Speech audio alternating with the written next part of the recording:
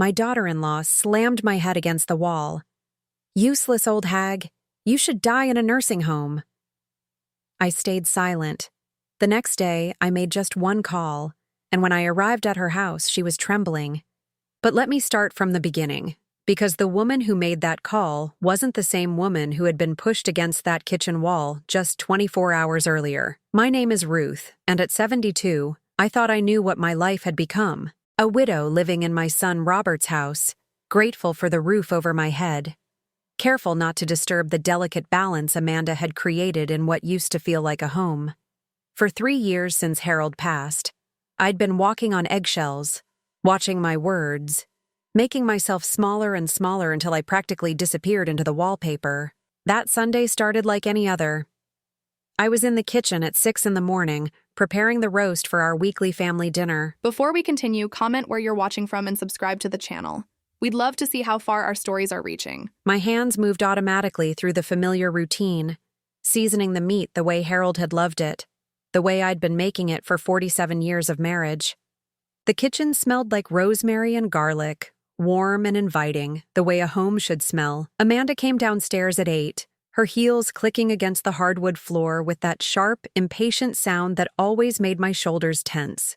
She was dressed for her morning yoga class, all sleek athletic wear and perfectly styled hair, even at 8 in the morning. At 38, she had the kind of polished beauty that required constant maintenance and significant financial investment. "Ruth," she said, not bothering with a good morning, "I need you to move your dinner to next weekend. I'm having the Morrison women over today instead." I looked up from where I was peeling potatoes, my hands still under the running water. "But Robert is looking forward to our Sunday dinner. He mentioned it yesterday." Amanda's jaw tightened almost imperceptibly. She didn't like being questioned, even gently. "Robert will understand. This is important for my social calendar. The Morrison women are influential in this town." I'd heard about the Morrison women. Amanda had been trying to break into their exclusive circle for months, attending their charity functions, volunteering for their causes, anything to gain acceptance into what she saw as the upper echelon of our small town's society. It was exhausting to watch, though I'd learned to keep those observations to myself. "I've already started cooking," I said quietly, gesturing to the roast in the oven. "Maybe I could prepare something different for your guests. I don't mind making 2 meals." The look she gave me could have frozen water. "Ruth, I need you to understand something. This is my house now. I make the decisions about what happens here. Your little family dinners are sweet, but they're not a priority. My house now." The words stung, even though legally she was right. After Harold died, Robert had convinced me to sell our little house and move in with them. "It makes financial sense, Mom," he'd said, "and Amanda loves having you here." At the time, it had felt like a blessing. Now I wondered if it had been the beginning of my slow erasure. I turned off the water and dried my hands carefully. "Of course, dear. I'll put everything away." But Amanda wasn't finished. She stepped closer, and I could smell her expensive perfume, something French that cost more than I spent on groceries in a month. "And Ruth? In the future, check with me before planning anything. I don't want any more misunderstandings." Something flickered in my chest, a tiny flame of the woman I used to be. For 32 years, I'd been executive secretary to James Wellington, one of the most powerful attorneys in the state. I'd managed his calendar, handled his correspondence, coordinated meetings with governors and judges. I'd been respected, valued, indispensable. But that flame died as quickly as it sparked. That woman felt like someone I'd read about in a book. "Of course," I repeated, my voice barely above a whisper. The rest of the morning passed in tense preparation. I wrapped the roast and put it in the refrigerator while Amanda fluttered around the house, rearranging flowers and adjusting pillows. She'd hired a cleaning service the day before, but nothing was ever quite perfect enough for her standards. Robert came down around 10, already dressed in his golf clothes. At 45, he still had the boyish face I'd loved since the day he was born, but there was something different about him now. Something strained around his eyes that hadn't been there before Harold died. "Morning, Mom," he said, kissing my cheek. "Something smells good."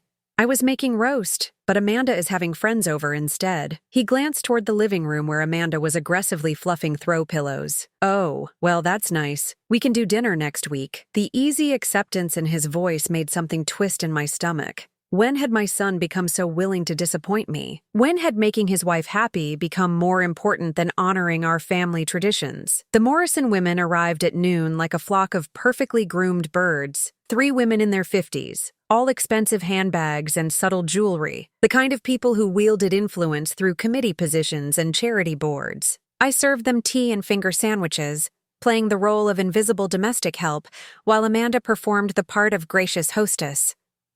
"Ruth, could you refresh the tea?" Amanda called from the living room, her voice carrying that particular tone she used when she wanted to remind everyone of the hierarchy in this house. I was refilling the silver teapot when I heard Mrs. Morrison, the eldest of the 3, mention something that made my blood run cold. "I was so surprised to see Amanda at the Hamilton charity auction last month," she was saying, "bidding on that expensive vase. Such generous support for the cause." Amanda's laugh was light and musical. "Oh, Robert and I believe in giving back to the community." I knew about that auction. Amanda had spent $3,000 on a vase that now sat on our mantelpiece. $3,000 from the household budget that Robert managed. Money that could have been used for so many other things. At the time, she'd told Robert it was $500, a small splurge to beautify our home. As I carried the tea service back to the living room, I listened to more conversation about Amanda's charitable contributions, her involvement in various social causes, all funded by money she'd claimed was for household expenses. The woman was systematically lying to her own husband while playing the part of society maven. After the guests left, Amanda was practically glowing with satisfaction. The Morrison women had invited her to their book club, a significant social victory in her ongoing campaign for acceptance. "Ruth," she called from the living room, "could you help me clean up?" I was already gathering teacups and plates, moving quietly through the room like a ghost. This was my role now, helpful, invisible, grateful. Amanda was texting on her phone, probably sharing news of her social triumph with friends. "Oh, and Ruth?" she said without looking up from her screen. "I need you to be more careful about the grocery budget. We're spending too much on food." The grocery budget. I did all the shopping with money Robert gave me each week, carefully planning meals, clipping coupons, shopping sales. I probably spent less on food than any household in the neighborhood. But Amanda needed someone to blame for the money she was secretly spending on her social climbing. "I'll be more careful," I said automatically. "Good. And maybe we should think about simpler meals. All that elaborate cooking isn't really necessary." Elaborate cooking. The roast I'd been making for decades, the family recipes that connected us to memories and traditions, reduced to unnecessary elaboration. I felt something small and precious die inside me. The breaking point came that evening. Robert had returned from golf, and we were all in the kitchen. I was preparing a light dinner since our Sunday roast had been canceled. Amanda was going through mail at the kitchen table, and Robert was telling us about his golf game. I was reaching for plates in the upper cabinet when my arthritis flared, a sharp pain shooting through my shoulder. The plate slipped from my hand and shattered on the floor. The sound of breaking china filled the sudden silence. "Oh no," I gasped, immediately dropping to my knees to collect the pieces. "I'm so sorry. It was my mother's china. It was part of the set my mother had given me for my wedding. Beautiful blue and white pieces that had graced our table for decades. Only a few pieces remained after all these years. Precious links to memories of family dinners and holiday celebrations." Amanda shot to her feet, her face twisted with rage. "Are you kidding me? Do you know how hard it is to keep this house looking decent with you constantly breaking things?" "It was an accident," I said quietly, still on my hands and knees, gathering porcelain shards. "I'll replace it." "Replace it?" "Ruth, you can't replace anything. You don't contribute anything to this household except problems." Robert looked up from his phone, finally noticing the tension. "Amanda, it was just an accident." But Amanda was beyond reason now, her voice rising with each word. "Just an accident? Just like the time she flooded the bathroom? Just like when she left the stove on? I'm tired of cleaning up after her mistakes. I hadn't flooded the bathroom. The toilet had overflowed due to a mechanical problem. I hadn't left the stove on. I'd been cooking dinner when Amanda had demanded I come help her with something upstairs, but contradicting her would only make things worse. "I'm sorry," I whispered. my knees grinding against the hard floor as I reached for the last pieces of broken china. "Sorry doesn't fix anything." Amanda's voice was shrill now, echoing off the kitchen walls. "You're becoming a liability, Ruth. Maybe it's time we looked into other arrangements for you." Other arrangements. The words hung in the air like a threat. I knew what she meant. The Sunny Meadows nursing home on the edge of town, where elderly people went to wait for death surrounded by strangers who called them by their first names and spoke to them like children. I stood up slowly, my knees protesting, the broken pieces of my mother's plate cradled in my palm like fragments of my own shattered dignity. "I understand," I said, my voice steady despite the trembling in my hands. But Amanda wasn't finished. The social triumph with the Morrison women, the successful manipulation of the day's events, had given her a taste of power that she wanted to savor fully. "Do you? Do you really understand, Ruth? Because I don't think you do." She stepped closer, her voice dropping to a hiss that was somehow more menacing than her shouting. "You're a burden. An old woman who contributes nothing but takes up space and breaks things and makes messes that other people have to clean up." I felt each word like a physical blow, but I remained silent. 47 years of marriage had taught me when to speak and when to endure. Sometimes silence was the only dignity you could preserve. But Amanda interpreted my silence as defiance. "You think you're better than me, don't you?" she continued, moving even closer. "You think because you lived in this house longer, because you're Robert's mother, that gives you some kind of authority. But let me make something clear." She reached out and grabbed my arm, her manicured nails digging into my thin skin. "This is my house now, my marriage, my life, and you're just a guest here. An unwelcome one who's overstayed her welcome." "Amanda," Robert said weakly, but he didn't move from his chair, didn't put down his phone. "You want to know what I really think?" Amanda's face was inches from mine now, her breath hot against my cheek. "I think you should be grateful that we let you stay here at all. Most people your age are warehoused in nursing homes where they belong, with other useless old people who can't take care of themselves." The broken china cut into my palm as my hands clenched involuntarily. "But maybe that's where you belong after all," Amanda continued, her voice gaining momentum like a runaway train. "Maybe it's time to stop pretending you're still useful, still relevant, still wanted." That's when she pushed me. Not hard, not violently, just a firm shove backward. But at 72, with brittle bones and compromised balance, any push can be dangerous. My back hit the kitchen wall with a dull thud, my head snapping against the hard surface. "Useless old hag," she spat. "You should die in a nursing home." The pain radiated from the back of my skull through my entire body, but it was nothing compared to the pain of hearing those words in front of my son, who sat silent at the kitchen table, staring at his phone as if nothing had happened. I stayed silent. What else could I do? I was 72 years old, dependent on their charity, living in their house on their terms. I had nowhere to go. No resources of my own, no power to change anything, or so I thought. That night, lying in the small bedroom that had once been Robert's childhood room, touching the tender spot on the back of my head, something shifted inside me. Something I hadn't felt in 3 years, maybe longer. I remembered who I used to be, Ruth Wellington's executive secretary, the woman who could find anyone, get anything done, solve any problem with a phone call and the right words. The woman who had handled million-dollar deals and managed powerful men's schedules and been trusted with secrets that could topple governments. That woman wasn't dead. She'd just been sleeping. The next morning, I made one phone call. Just one.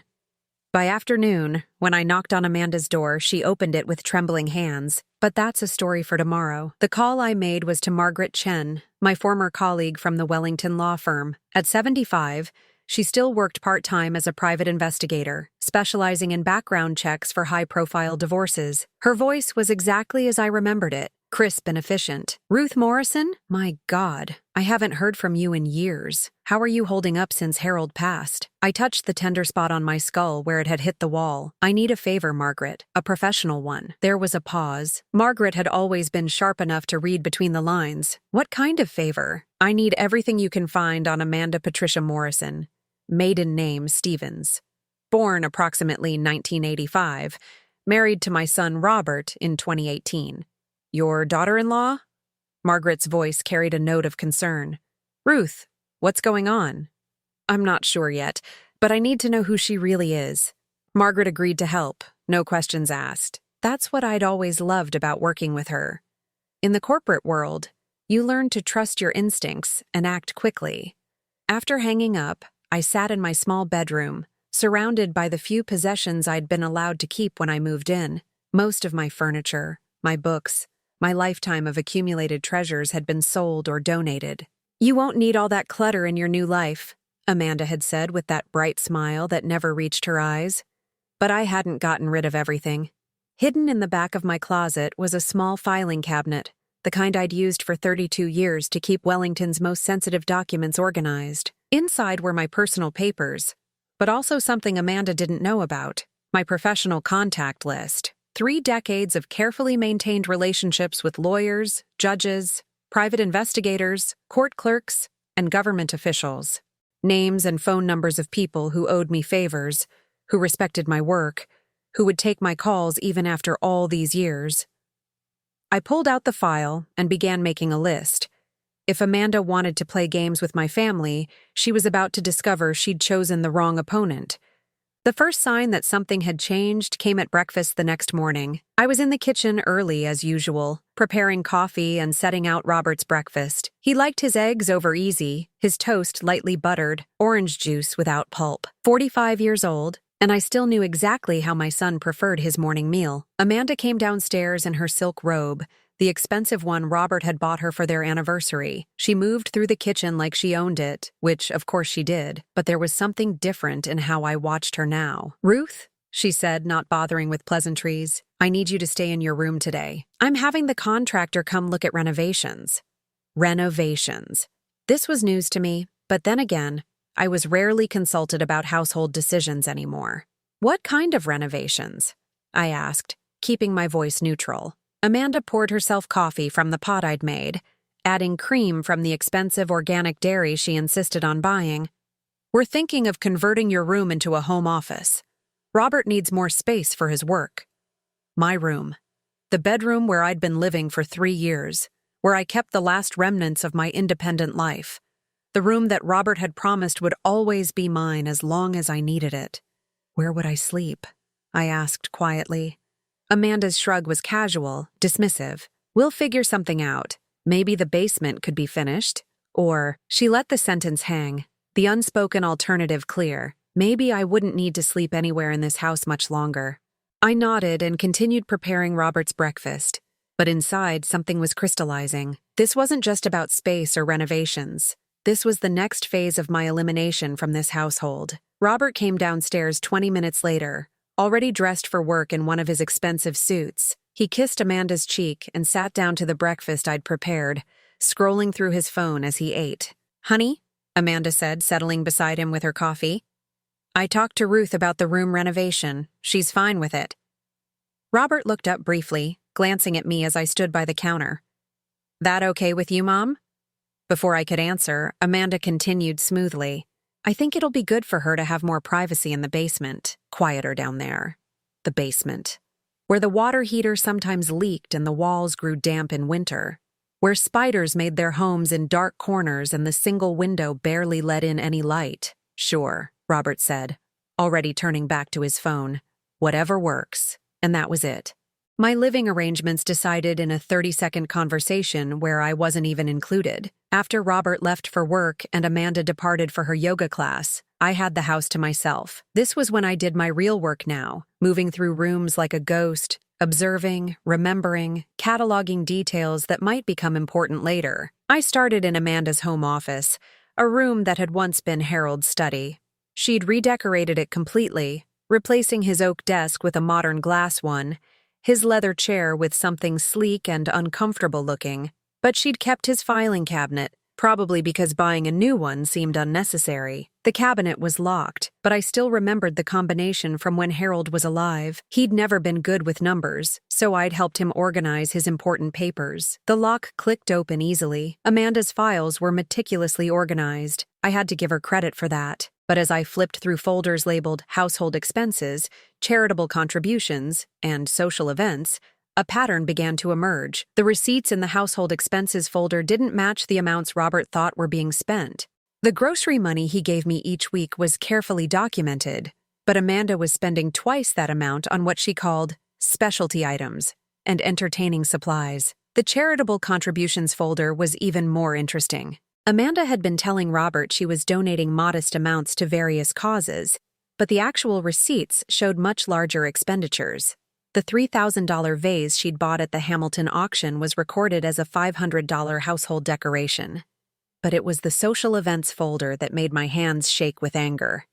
Amanda had been systematically billing Robert's account for expenses that had nothing to do with our household. Spa treatments labeled as stress management for family caregiving, shopping sprees categorized as appropriate clothing for family events, weekend trips with friends documented as necessary social networking for Robert's business. As she was stealing from her own husband, and she was using me as justification for many of the expenses. My phone rang, startling me from my investigation. Margaret's name appeared on the screen. "Ruth, I have some preliminary information on Amanda Stevens Morrison. Are you sitting down?" I settled into Amanda's expensive desk chair, Harold's old filing cabinet still open beside me. "I'm listening." First, she wasn't born Amanda Stevens. Her real name is Amy Stephanie Stevens, and she's been using Amanda professionally since college. Not illegal, but interesting that she changed it. I made notes on a pad of paper, my old secretarial skills kicking in automatically. Second, she's been married before. Twice, actually. First marriage lasted 18 months. Second one lasted 2 years.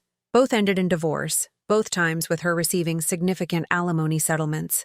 My pen paused. Amanda had told Robert she'd never been married before, that he was her first and only husband. "There's more," Margaret continued. "I'm still digging into her employment history, but there are some gaps that don't add up. She claims to have worked for several high-end marketing firms, but I can't find records of employment at 2 of them. Could they have gone out of business? Possibly, but Ruth, there's something else. Something more immediate. I ran a basic financial check, and she has significant debt that predates her marriage to Robert. Credit cards, store accounts, even a defaulted car loan. I thought about the expensive clothes, the frequent spa treatments, the casual way she spent money on household items as if cost was no object. How significant? I asked. Nearly $40,000 when she married Robert. And Ruth? Based on her spending patterns, that debt hasn't gone away. It's just been transferred. After Margaret hung up, promising to send me a full report within 2 days, I sat in Amanda's chair, staring at the evidence scattered across her glass desk. My daughter-in-law wasn't just cruel and manipulative. She was a fraud, but knowing the truth and being able to act on it were 2 different things. I was still a 72-year-old widow living on the charity of my son and his wife. Even with evidence of Amanda's deception, who would believe me? And more importantly, who would care? The answer came to me as I was closing Harold's old filing cabinet. In the very back, behind folders of outdated tax returns and insurance policies, I found something I'd forgotten I'd kept. A business card, slightly yellowed with age, for James Wellington Jr., my former boss's son, who had taken over the law practice after his father's retirement.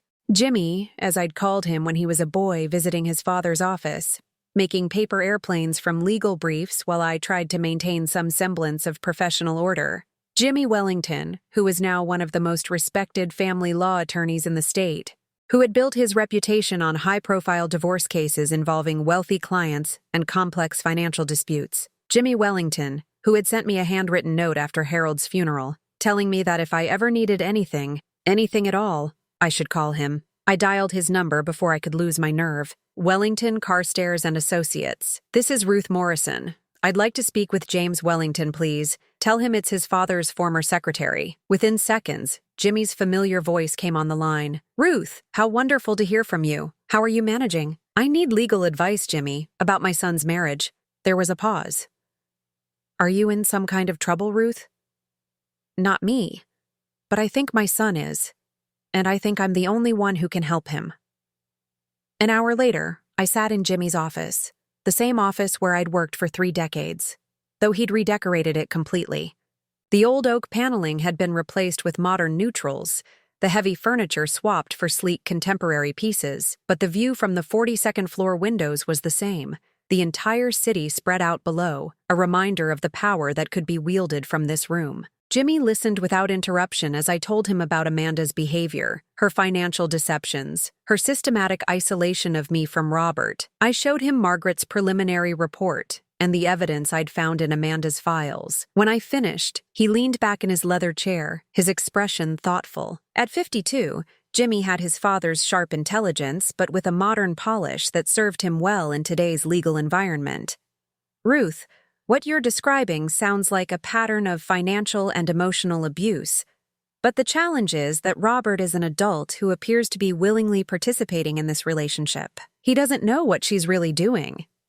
But he could know, if he chose to look. The question is, what do you want to accomplish here?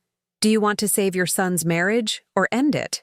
I thought about Robert at breakfast this morning, barely looking up from his phone when his wife decided to relocate his mother to the basement. I thought about 3 years of watching my son become a stranger, prioritizing Amanda's wants over basic decency toward the woman who'd raised him. "I want to save my son," I said finally. "If that means ending his marriage, then that's what it means." Jimmy nodded slowly. "Then we need more than evidence of financial impropriety. We need to establish a pattern of fraud and deception that would hold up in court."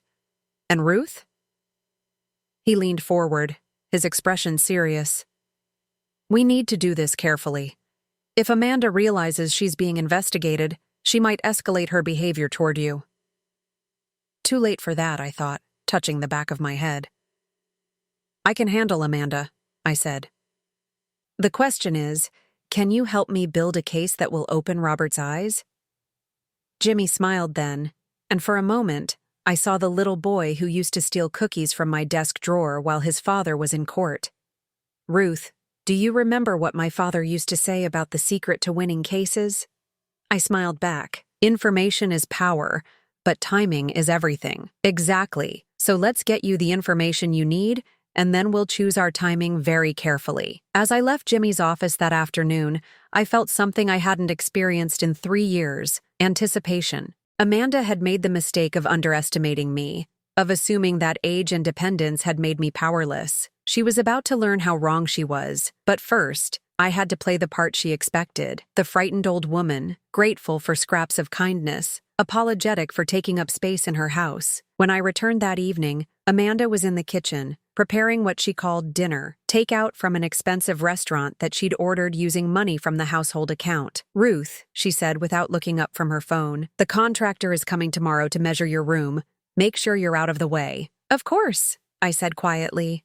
"Where would you like me to wait?" "I don't care. Just not in the house." I nodded submissively and went to my room to pack a small bag. Tomorrow, I would spend the day at the library, using their computers to research everything Margaret and Jimmy hadn't been able to find yet. But tonight, I had one more phone call to make. Margaret answered on the first ring. "Ruth, how did it go with Wellington?" "He's on board. But Margaret, I need you to dig deeper, not just into Amanda's past, but into her present. I need to know where every dollar is going, who she's seeing, what she's planning. That's going to require surveillance. It's expensive and—" "Money is no object," I interrupted, "whatever it costs." After I hung up, I sat on my narrow bed, looking around the room that Amanda planned to steal from me tomorrow. In 3 years, this small space had been my entire world. But tomorrow, I would begin taking back everything she'd tried to take from me.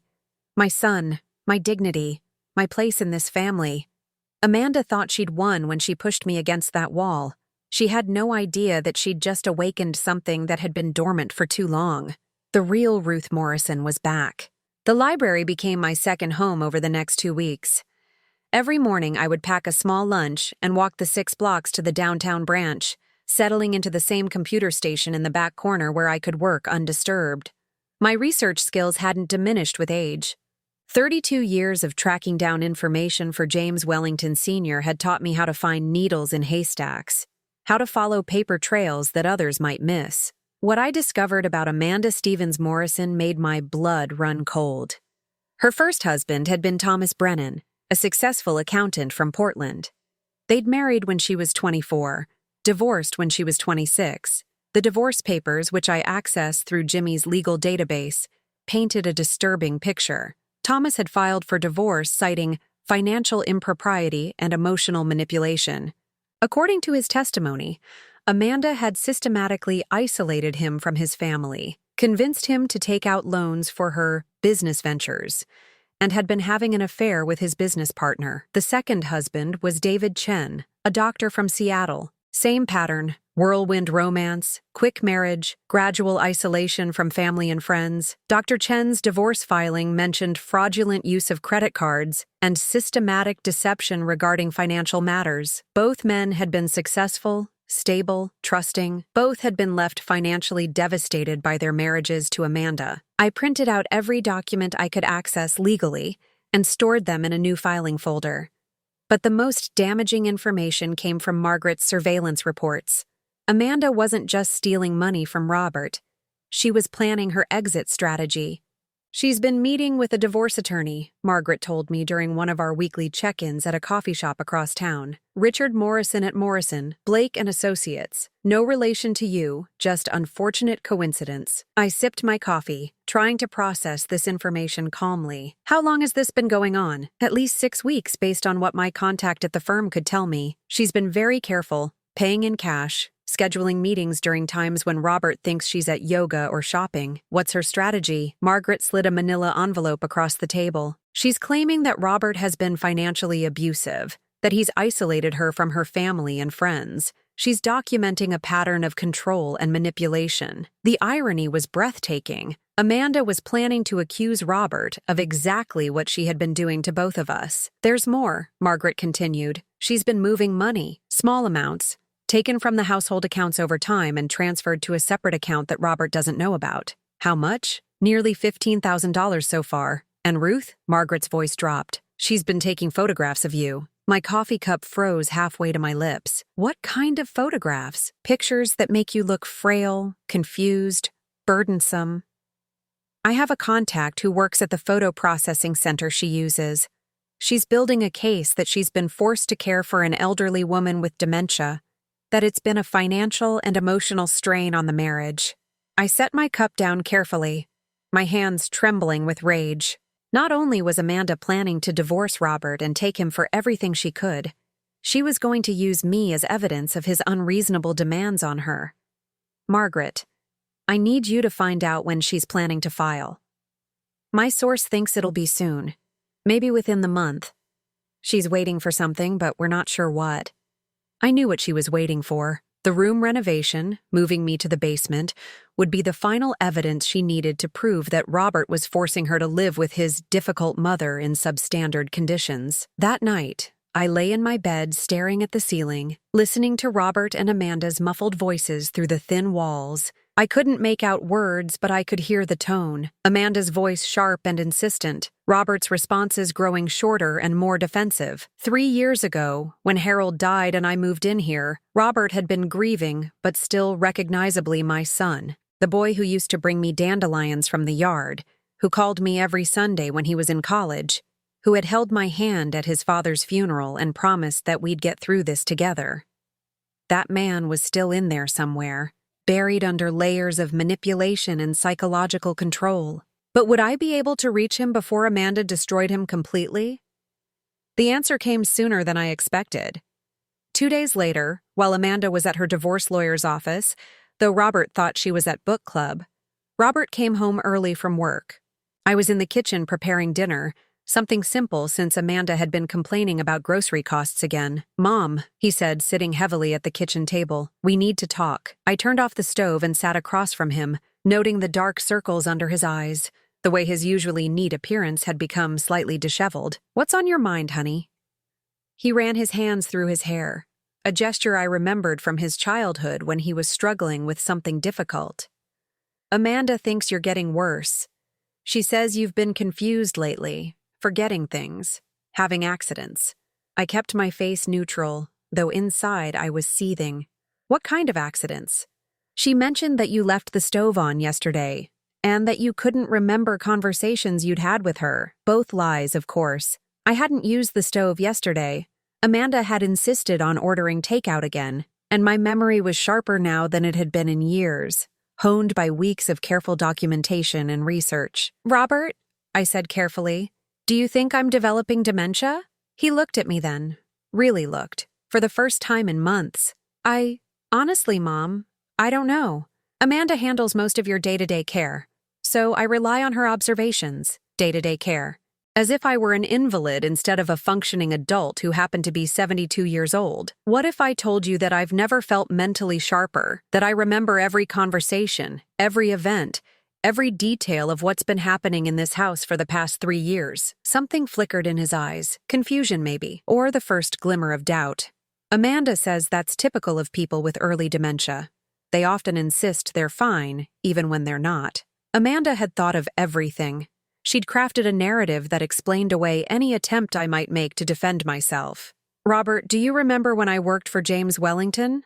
Of course. You were his secretary for over 30 years, executive secretary. I managed multi-million-dollar cases, coordinated with judges and government officials, handled confidential information that could make or break careers. Does that sound like someone who would leave a stove on or forget important conversations? He was quiet for a long moment, studying my face as if seeing me for the first time in years. Mom, what are you trying to tell me? This was the moment I'd been preparing for, the carefully timed revelation that Jimmy Wellington had helped me plan. But looking at my son's confused, exhausted face, I realized that a full confrontation wasn't the answer. Not yet. I'm telling you that if you have concerns about my mental state, maybe you should spend more time with me yourself. Form your own opinions instead of relying on someone else's observations. He started to say something, then stopped. You're right, I should. We used to talk more before Amanda. He flinched slightly at the name. Mom, please don't make this about Amanda. She's been wonderful, taking care of you, managing the household. Has she? Robert, when was the last time you and I had a conversation alone? When was the last time you made a decision about this family without consulting Amanda first? The questions hung in the air between us. I could see him thinking, trying to remember, maybe realizing that he couldn't. It's just, things change when you get married. Priorities shift. Do they? Or are they shifted for you? Before he could answer, we heard Amanda's car in the driveway. Robert immediately tensed, and I saw something that broke my heart. Fear. My son was afraid of his own wife.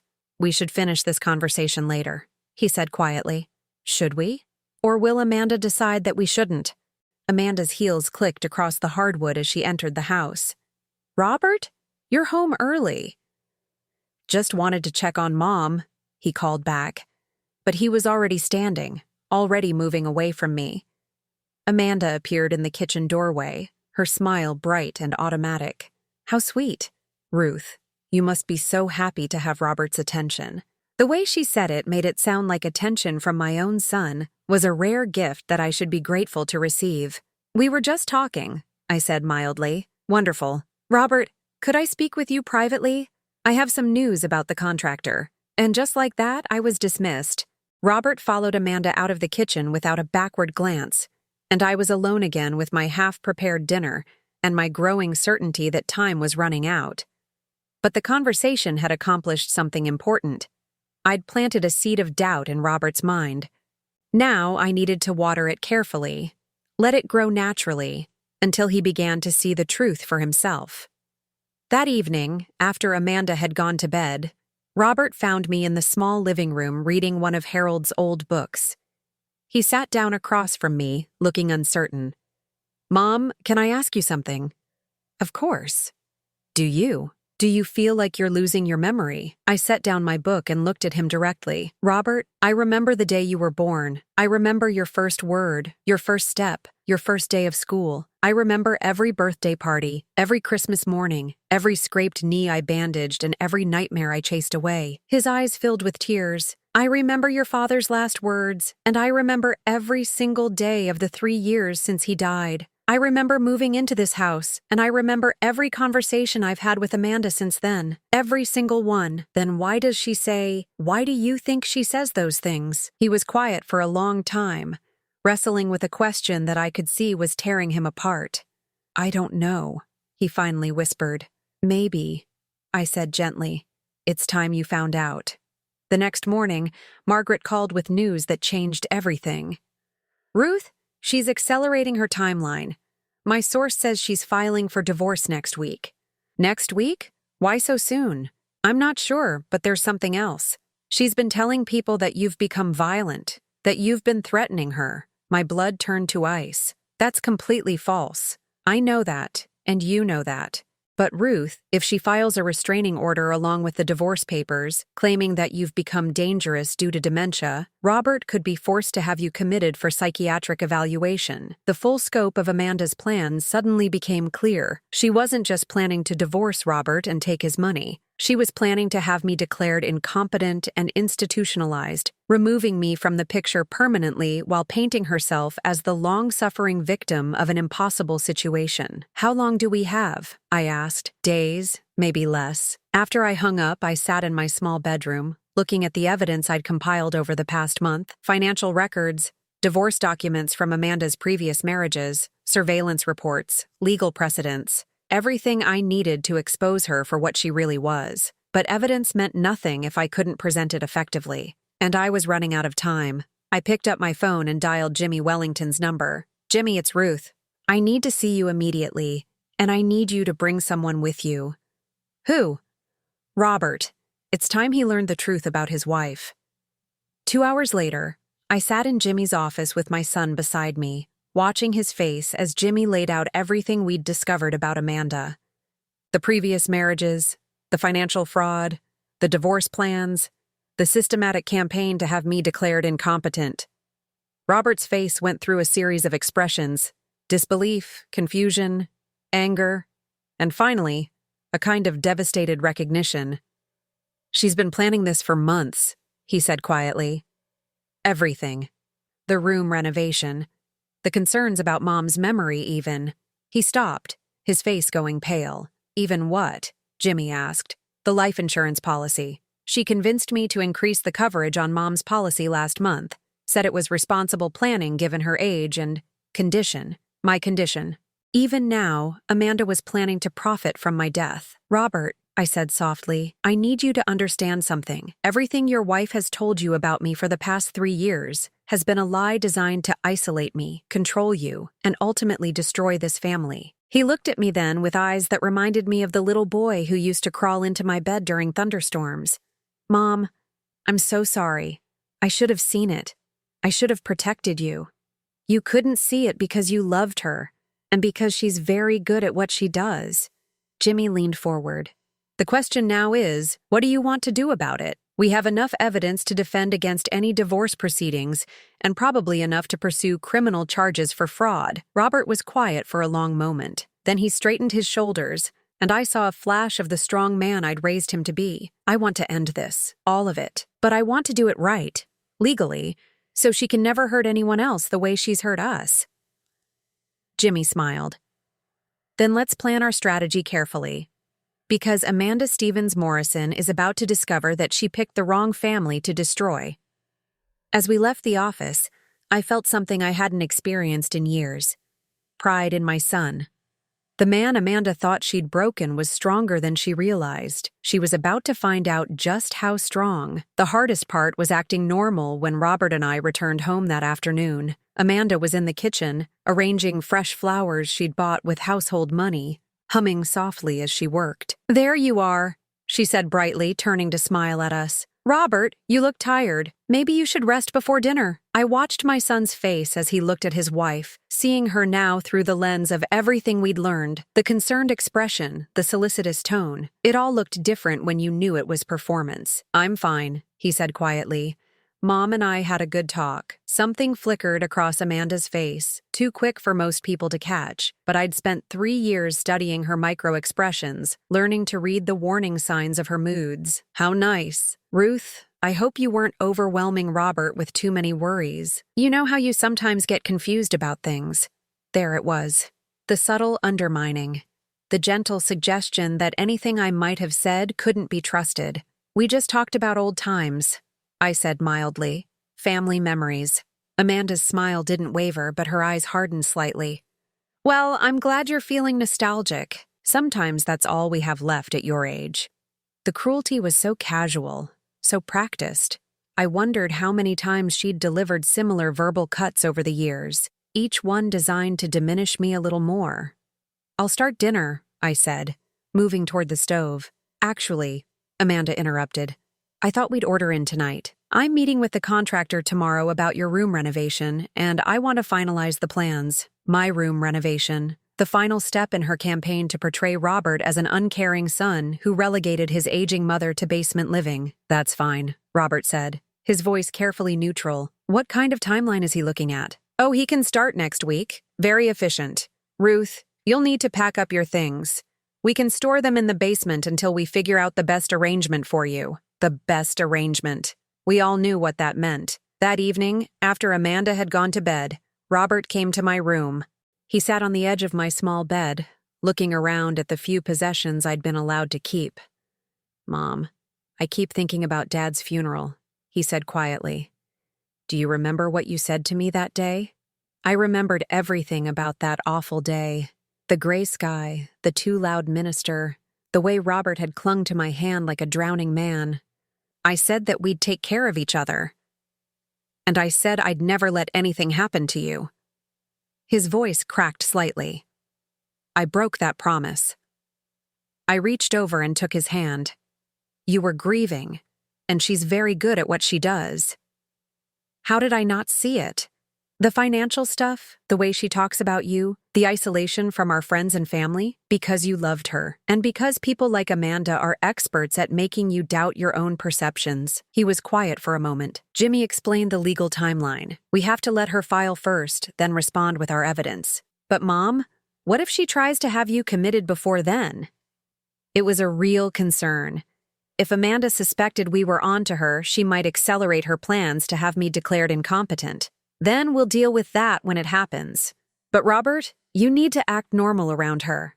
Don't let her suspect anything has changed. The next morning brought the contractor, a pleasant man named Dave who measured my room with the casual efficiency of someone accustomed to remodeling projects. Amanda fluttered around him, explaining her vision for Robert's new home office. "We really need more space for his work," she said, as if I weren't standing right there. "And honestly, the elderly need less space anyway. Simpler surroundings are better for them." Dave glanced at me with obvious discomfort. In his world, people didn't usually discuss displacing family members as if they were furniture to be rearranged. "Where will Mrs. Morrison be living?" he asked carefully. "Oh, we're setting up a lovely space for her in the basement," Amanda said brightly. "Much quieter down there, better for someone her age." After Dave left, promising estimates by the end of the week, Amanda turned to me with that familiar false concern. "Ruth, I know this is a big change, but I think you'll find the basement much more comfortable. More privacy, less noise from upstairs, and really, at your age, stairs are becoming dangerous anyway." She was building her narrative even with me, creating the fiction that this move was for my own good. "I understand," I said quietly, but I was understanding much more than she realized. That afternoon, while Amanda was at what she told Robert was a charity committee meeting, but what I knew was another session with her divorce lawyer, Margaret called with an update. "She's definitely filing next week. My source says she has a psychiatrist lined up to evaluate you, someone who specializes in dementia cases." "Has she met with this psychiatrist already?" "Yes, and Ruth, it's not good. She's provided him with extensive documentation about your alleged decline. Photos, written incidents, even recordings." Recordings. I felt a chill run down my spine. "What kind of recordings?" "Conversations where she claims you've been confused or agitated. My source couldn't get details, but apparently she's been documenting everything for months." After I hung up, I sat in my small room, trying to remember any conversations Amanda might have recorded without my knowledge. How long had she been planning this? How far back did her campaign against me go? That evening, Robert came home with unexpected news. "I spoke with a real estate agent today," he told Amanda over dinner, "about putting the house on the market." Amanda nearly choked on her wine. "What? Why?" "I've been thinking about what you said about needing more space, about Mom's needs. Maybe it would be better if we all had a fresh start somewhere new." I watched Amanda's face carefully. This wasn't part of her plan. She needed to stay in this house, needed the basement arrangement to support her narrative of being forced to care for a difficult elderly relative. "Robert, that seems drastic. The contractor can have the renovation done in 2 weeks. There's no need to uproot our entire lives. But if we're going to be making major changes anyway, why not consider all our options? Amanda's composure was slipping slightly. I just think we should be practical. Moving is so stressful, especially with your mother's condition. My condition. Always my condition. Never Amanda's agenda. What condition exactly? Robert asked, his tone still casual but with an edge I hadn't heard in years. You know, her memory issues, the confusion. A move would be very disorienting for someone in her state. Robert looked directly at me. Mom, how do you feel about the idea of moving? I met his eyes, understanding that this was a test, a way for him to gauge Amanda's reaction. I think a fresh start might be good for all of us, I said clearly. New surroundings, new possibilities. Amanda's face went pale. If I was coherent enough to discuss major life decisions, her narrative about my declining mental state became much harder to maintain. Well, she said, forcing her bright smile back into place, we can certainly discuss it, but let's not make any hasty decisions. After dinner, as I was cleaning dishes, Amanda cornered me in the kitchen. Ruth, I'm concerned about you encouraging Robert's impulsive ideas. Moving would be very difficult for someone your age. Why? I asked simply. She blinked, clearly not expecting a direct question. Because of your condition, the confusion, the memory problems. Amanda, can you give me a specific example of when I've been confused or had memory problems? She stared at me for a long moment, and I saw something I'd never seen before in her eyes. Uncertainty. For 3 years, she'd been the one asking questions, controlling conversations, defining reality. Now I was questioning her, and she didn't know how to respond. There have been many instances, she said finally. Name one. This conversation proves my point. You're being confrontational and difficult. I'm asking for an example. That's not confrontational. It's clarifying. Amanda's mask slipped completely then, just for a second, and I saw the real woman underneath. Cold, calculating, and just a little bit afraid. I think you should go to your room, she said quietly. This behavior isn't appropriate. As I walked upstairs, I knew that the game had changed. Amanda was beginning to realize that something was different, that the meek, intimidated woman she'd been controlling was gone. Now the question was, how far would she go to regain control? I was about to find out. The breaking point came 3 days later, on a Tuesday morning that started like any other. Amanda had an early appointment, another meeting with her divorce lawyer, though Robert thought she was getting her hair done. I was alone in the house, which had become my research time. I was in the kitchen, reviewing the final documents Jimmy had prepared for our counter-offensive, when I heard Amanda's car in the driveway. She wasn't supposed to be back for 2 hours. I quickly gathered the papers and headed toward my room, but Amanda's heels were already clicking across the hardwood. She appeared in the kitchen doorway just as I reached the stairs. Ruth, what were you doing in the kitchen?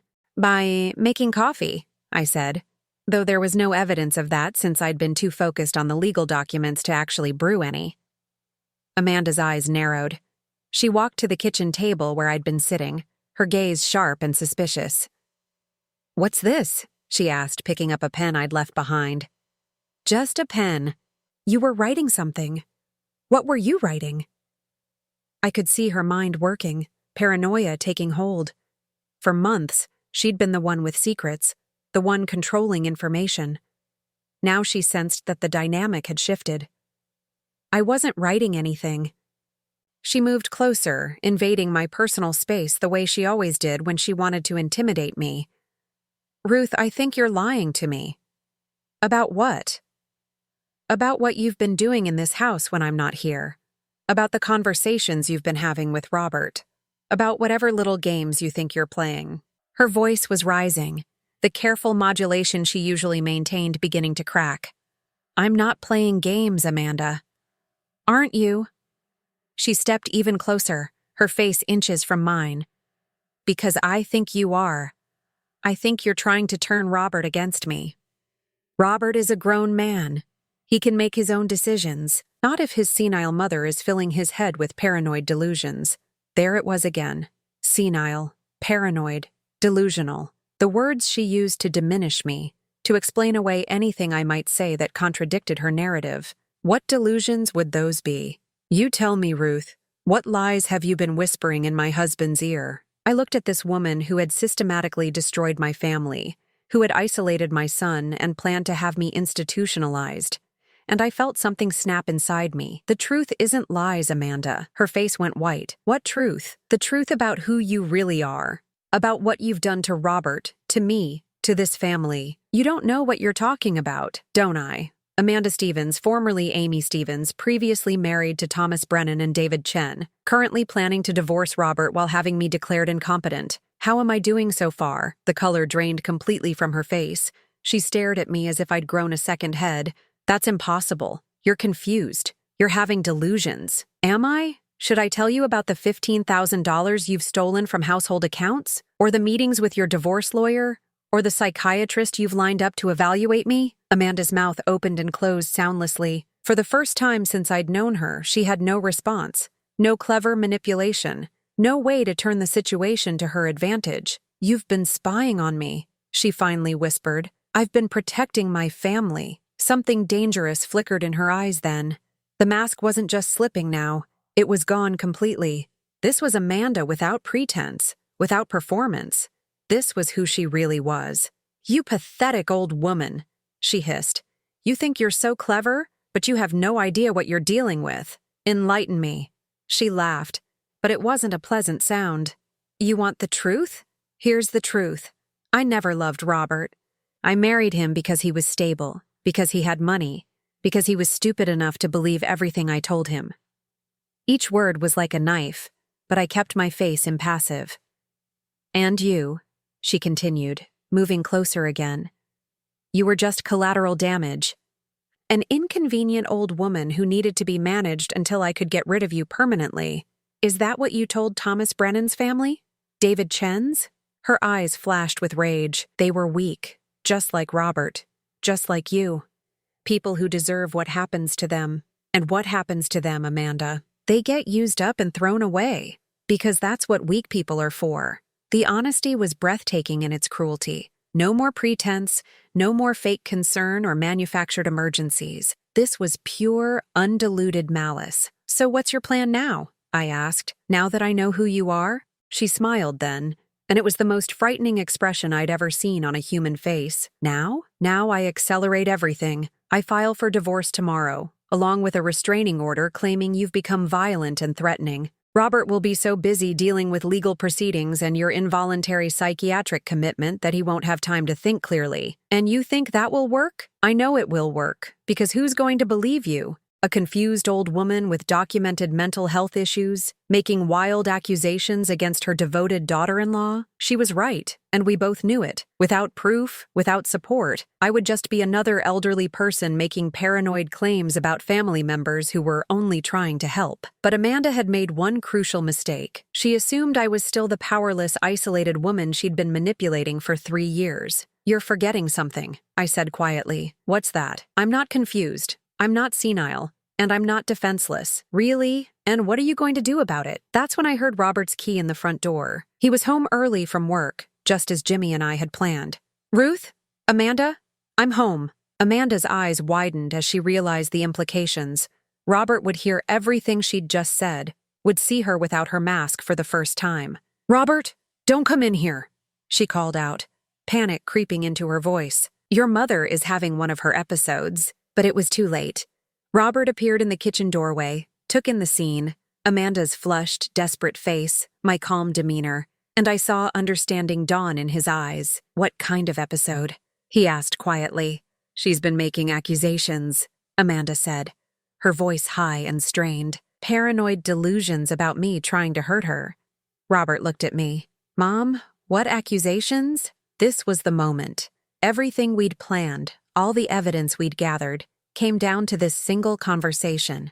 I told Amanda that I know about her previous marriages, her financial fraud, and her plans to divorce you while having me committed. That's not true! Amanda's voice cracked. Robert, she's delusional. You can't believe her. But Robert was looking at his wife with new eyes, seeing her desperation, her panic, her complete loss of composure. Amanda, he said slowly, why don't you tell me about Thomas Brennan? The name hit her like a physical blow. She staggered backward, her face going gray. I don't know what you're talking about. Your first husband, the accountant from Portland. the one you divorced after stealing his money and having an affair with his business partner. Amanda's legs gave out, and she sank into a kitchen chair, staring at Robert as if he'd become a stranger. How do you know about that? The same way I know about David Chen, your second husband. The same way I know about the $15,000 you've stolen from our accounts, the meetings with your divorce lawyer, and the psychiatrist you've hired to have my mother declared incompetent. The silence that followed was deafening. Amanda sat frozen in her chair while Robert and I watched her world collapse around her. "It's not what you think," she finally whispered. "Then tell me what it is," Robert said, his voice steady but cold. But Amanda had no more words, no more explanations, no more manipulations. The performance was over, and the real woman underneath had nothing left to offer but the truth of what she was. And that truth was uglier than any of us had imagined. 6 months later, I stood in my new kitchen, watching the morning sun stream through windows that overlooked a garden I'd planted myself. The house wasn't large, but it was mine, purchased with my share of the assets Robert had recovered from Amanda's fraudulent activities. The legal proceedings had unfolded exactly as Jimmy Wellington had predicted. When faced with overwhelming evidence of financial fraud, identity theft, and systematic deception, Amanda's lawyer had advised her to accept a settlement that left her with nothing but her original debts and a criminal record that would follow her forever. Robert had moved into a smaller house across town, finally free to rebuild his life without Amanda's manipulation. We had dinner together every Sunday, just like we used to when Harold was alive, but now our conversations were deeper, more honest.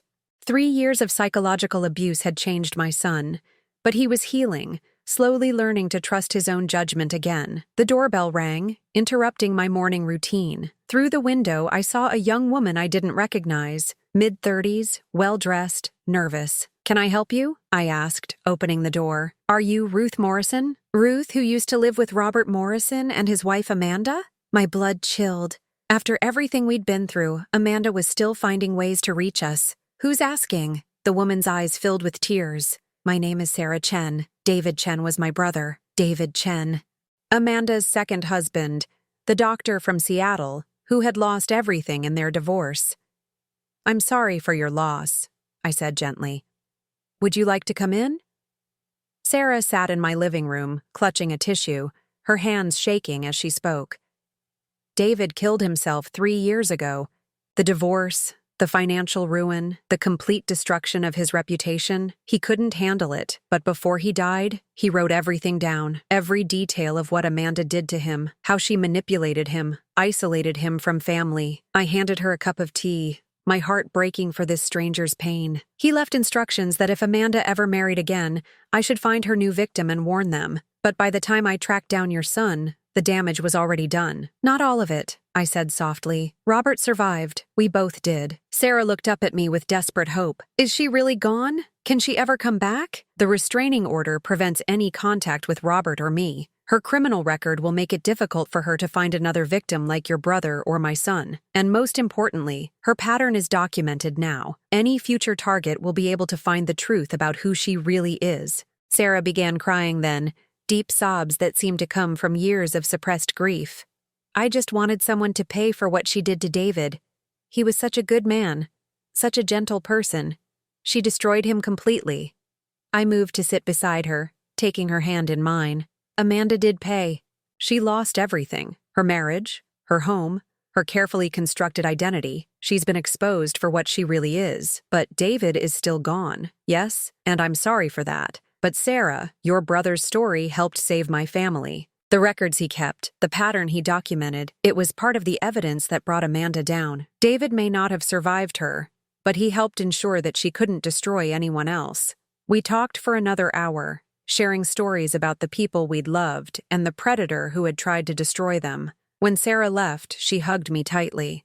"Thank you for fighting back." David would have been proud to know his story helped. That afternoon, I called Robert to tell him about Sarah's visit. His voice was stronger now, more confident than it had been in years. "Mom, there's something I've been wanting to ask you. How did you do it? How did you find the strength to fight back when everyone thought you were just a confused old woman?" I thought about his question, remembering that night when Amanda pushed me against the kitchen wall, when I felt so powerless and invisible. I remembered who I was before I became a victim. I remembered 32 years of being respected, valued, capable. And I realized that Amanda could take away my home, my comfort, my dignity, but she couldn't take away my intelligence or my connections or my experience. I should have protected you from the beginning. You were a victim too, Robert. She isolated you just as systematically as she isolated me. The difference was, I had resources she didn't know about. That evening, I received an unexpected phone call from Margaret Chen, my old colleague who had helped investigate Amanda. Ruth, I wanted to let you know, Amanda tried to contact me today. She's living in a rundown apartment outside the city, working at a call center. Apparently, she's been trying to find out information about you and Robert. What kind of information? Where you live now, whether you're still in contact with Robert, your financial situation. I told her nothing, of course, but I thought you should know she's still thinking about you. After I hung up, I sat in my quiet living room, thinking about Amanda in her sad apartment, still obsessing over the family she'd tried to destroy. There was something almost pitiable about it, a predator reduced to powerlessness, unable to move on from the one target who had fought back. But I felt no satisfaction in her downfall, only relief that she could no longer hurt the people I loved. The phone rang again, and this time it was Robert. Mom, I have news. I've been seeing someone. My heart jumped with hope and anxiety. After Amanda, the idea of Robert trusting another woman seemed both wonderful and terrifying. Tell me about her. Her name is Linda. She's a teacher at the elementary school, divorced with 2 kids. She's nothing like Amanda. She's kind, honest, completely straightforward. And Mom, she wants to meet you. 2 weeks later, Linda came to Sunday dinner with her children, a shy 8-year-old boy and a spirited 10-year-old girl. Watching Robert interact with them, seeing his genuine smile for the first time in years, I felt something I hadn't experienced since Harold died, hope for the future. Linda was everything Amanda wasn't, warm, unpretentious, genuinely interested in other people. She asked me about my garden, my work with James Wellington, my memories of Robert as a child. She listened to my answers with real attention, asking follow-up questions that showed she valued what I had to say. After dinner, while the children played in the garden and Robert cleaned dishes, Linda and I sat on my porch drinking coffee. Robert told me about Amanda, she said quietly, about what she did to both of you. It was a difficult time. He also told me how you fought back, how you saved him from her. That takes incredible strength and courage. I studied this woman my son was learning to love, noting the genuine admiration in her eyes, the complete absence of calculation or hidden agenda. Linda, can I ask you something? Of course. What do you want from Robert? She was quiet for a moment, considering the question seriously. I want to build something real with him, something based on honesty and mutual respect. I want my children to have a good male role model, and I want Robert to know that not all relationships have to be complicated or painful. And what do you want from me? She smiled then, and it transformed her entire face. I want to learn from you.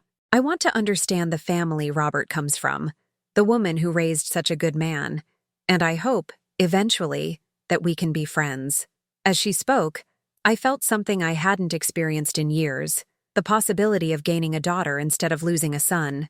3 months later, Robert proposed to Linda in my garden, surrounded by the flowers I'd planted after moving into my new house. The children squealed with delight, Linda cried happy tears, and my son looked truly at peace for the first time since Amanda had entered our lives. As I watched this small family celebrate their future together, I thought about the woman who had tried so hard to destroy us. Amanda had believed that age made me powerless, that dependence made me worthless, that silence made me complicit in my own destruction. She had been wrong about all of it.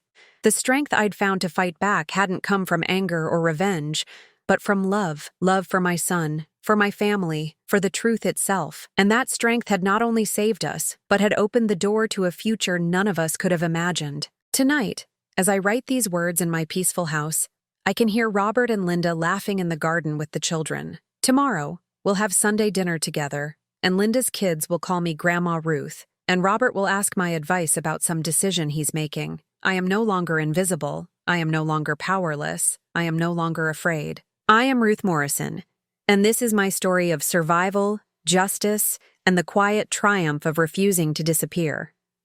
Amanda thought she could erase me from my own family's story.